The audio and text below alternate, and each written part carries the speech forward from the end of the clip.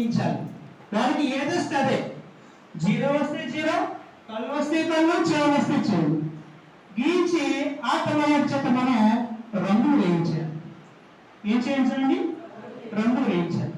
అయితే ఈ colour identification అనేది పిల్లవాడికి పూర్వప్రారంభంలో కొంత ఐడియా ఉంటుంది. ఇలా చేయడం వల్ల ఏమవుతుందంటే ఆహ్లాదకరమైన వాతావరణం అనేది ఏర్పడుతుంది. దీంతో పాటుగా బొమ్మలు కూడా చేయించాలి కదండి అవుతాడు, మట్టి బొమ్మలు.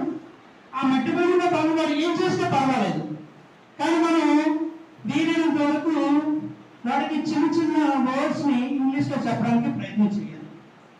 మనకి మన వాతావరణంలోకి అలవాటు పడినప్పుడు ఆ పిల్లవాడికి చిన్న చిన్న వర్డ్స్ని మనం నేర్పించాలి. అవి కూడా అమూర్తమైన ఉంచాలి, మూర్తిని తీసుకురాకూడదు. అంటే వాటి స్పెల్లింగ్ రాయడం అలాంటి ఏమి చేయకూడదు.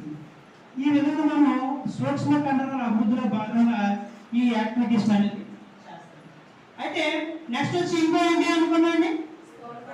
స్థూల కండరాల అభివృద్ధి. Very good. స్థూల కండరం అంటే ఏమనుకున్నాండి? వెరీ గుడ్, ఎక్సలెంట్ పాయింట్ చేస్తారు. కాళ్ళు, చేతులు. స్థూల కండరం అంటే ఒక్కసారి చూడండి. స్థూల కండరాలు అంటే కాళ్ళు, చేతులు, కండరాలు.